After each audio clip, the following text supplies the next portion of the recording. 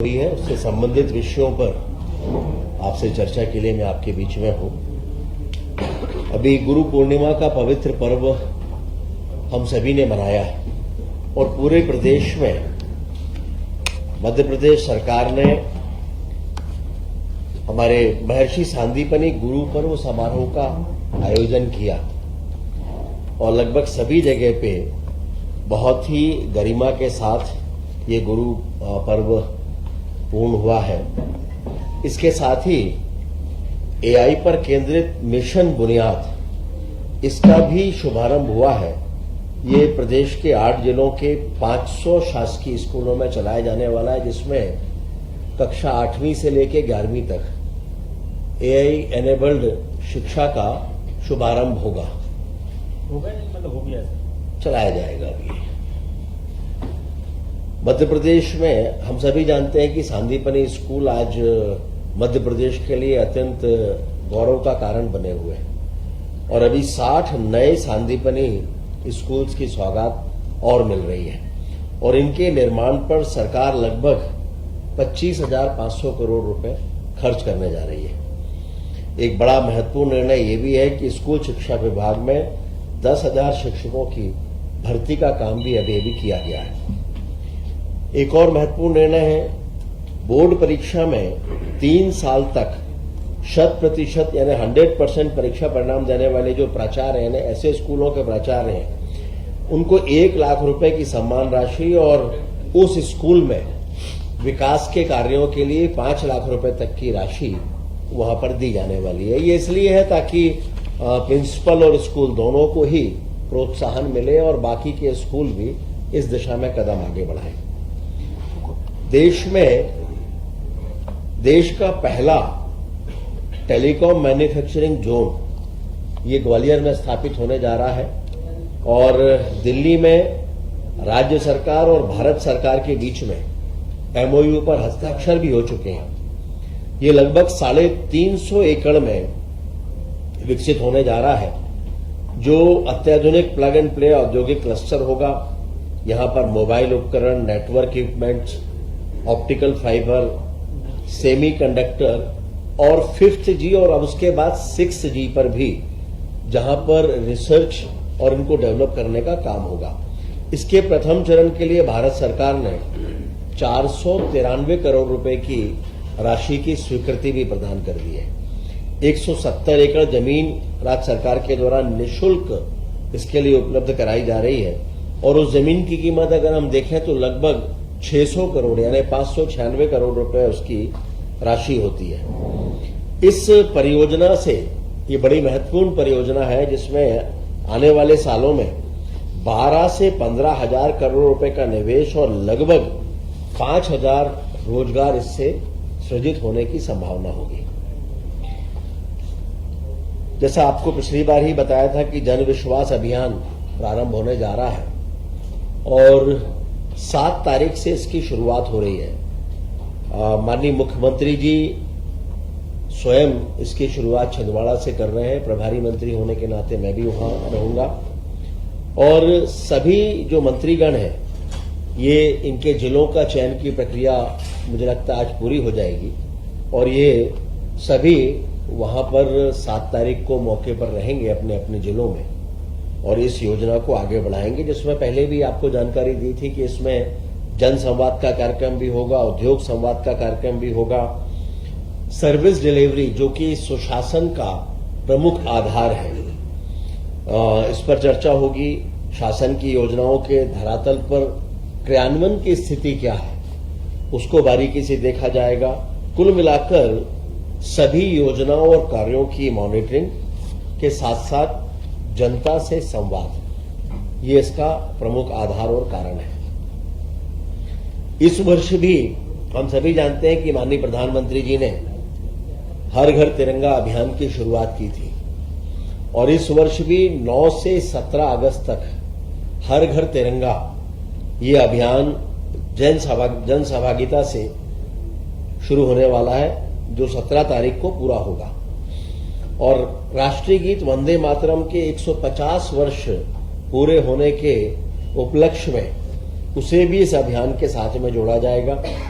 जिलों में तिरंगा से तिरंगा यानी कोई जब यात्रा होती है, प्रारंभ होती है, तो एक यात्रा ने दूसरी यात्रा को तिरंगा सौंपा।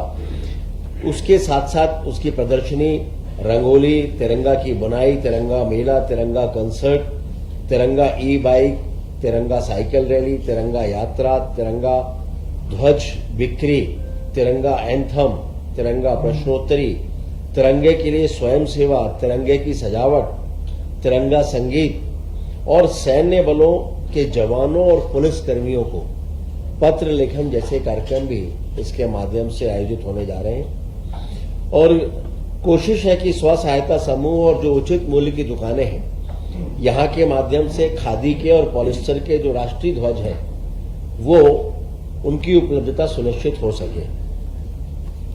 माननीय मुख्यमंत्री जी ने आह्वान किया है प्रदेश के लोगों से कि सभी तिरंगे के साथ अपनी सेल्फी हर घर तिरंगा पोर्टल पर अवश्य अपलोड करें और साथ में सोशल मीडिया हैंडल पर देशभक्ति से जुड़े हुए इस अभियान का अधिक से अधिक प्रचार प्रसार करें। ये इतना प्रचारित हो कि एक जन आंदोलन के रूप में सामने आए। निषादपुरा ये भोपाल का चौथा रेलवे स्टेशन के रूप में विकसित हो गया है।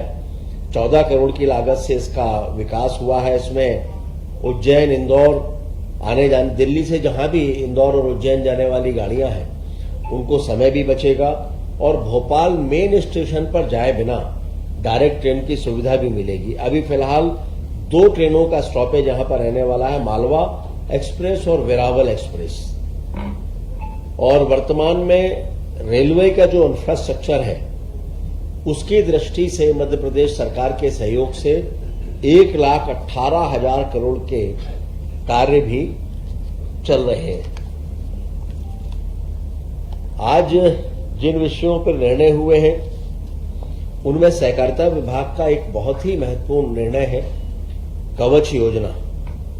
ये योजना सहकारी समिति के ऐसे किसानों के लिए है कि जहां पर ऋण खातों में गड़बड़ियां तो हुई हैं लेकिन किसानों का उससे कोई लेना देना नहीं है।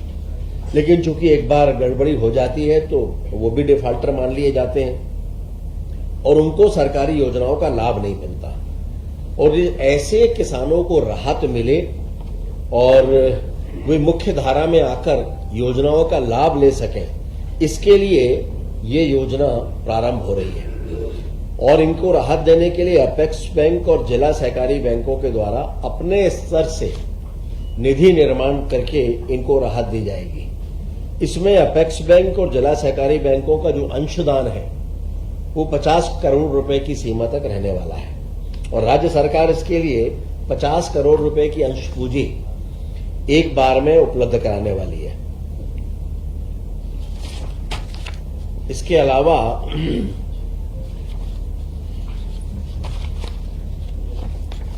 कुछ योजनाओं की निरंतरता के विषय हैं जिनमें खेल और युवा कल्याण विभाग के द्वारा स्टेडियम, खेल और इंफ्रास्ट्रक्चर विकास के लिए आगामी 5 सालों के लिए 2,460 करोड़ और ऐसे ही लोक स्वास्थ्य और चिकित्सा शिक्षा के लिए आगामी 5 सालों के लिए 12,517 करोड़ और लोक स्वास्थ्य विभाग में ही शीत ज्वर जैसे रोग के लिए आगामी 5 सालों के लिए 1,704 करोड़ और प्रधानमंत्री आयुष्मान भारत स्वास्थ्य अधोसंरचना मिशन के लिए लगभग 2,448 करोड़ रुपए और इसके साथ ही स्वास्थ्य केंद्रों की स्थापना और संचालन के लिए भी अगले 5 सालों के लिए लगभग 11,812 करोड़ रुपए इनकी निरंतरता की भी आज अनुमति प्रदान की गई है माननीय मुख्यमंत्री जी के नेतृत्व में। और इसके साथ में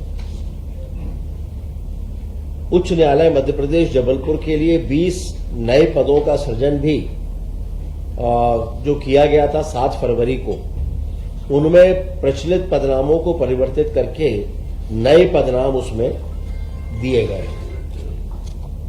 विज्ञान और प्रौद्योगिकी विभाग जो अब मध्य प्रदेश में एक बड़ी महत्वपूर्ण भूमिका निभा रहा है और इनकी योजनाओं को भी निरंतरता के लिए आगामी 5 सालों के लिए इसमें स्टेट डाटा सेंटर का उन्नयन है, परिचालन, संधारण है, इसके लिए भी लगभग 1099 करोड़ रुपए की राशि की निरंतरता के आदेश दिए गए हैं।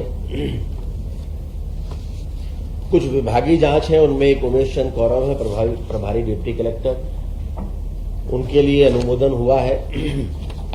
और जनजाति कार्य विभाग में शिक्षकों के लिए चतुर्थ क्रमोन्नत वेतनमान योजना ये भी प्रारंभ हो रही है। लगभग जो सहायक शिक्षक हैं, प्राथमिक शिक्षक हैं और उच्च श्रेणी के शिक्षक हैं या फिर माध्यमिक शिक्षक हैं, इनको 30 वर्ष की सेवा के बाद तृतीय क्रमोन्नत वेतनमान का लाभ मिलने जा रहा है। और स्कूल शिक्षा विभाग और अन्य विभागों में पहले से ही चौथा समयमान वेतनमान प्राप्त उनको हो रहा है। इसलिए जनजाति कार्य विभाग में भी 1 जुलाई 2023 या उसके बाद 35 साल की सेवा पूर्ण करने पर चौथे क्रमोन्नत वेतनमान देने का भी प्रस्ताव रखा गया है। और इससे अगले 3 सालों में लगभग 6,846 शिक्षक लाभान्वित होने जा रहे हैं और इस पर अगले 3 सालों में लगभग 182 करोड़ रुपए का वित्तीय भार मध्य प्रदेश सरकार पर आएगा। जनजाति कार्य विभाग के लिए भी अखिल भारतीय दयानंद सेवाश्रम संघ ये नई दिल्ली में पंजीकृत है, लेकिन इसका कार्यक्षेत्र रतलाम और झाबुआ जिले में है।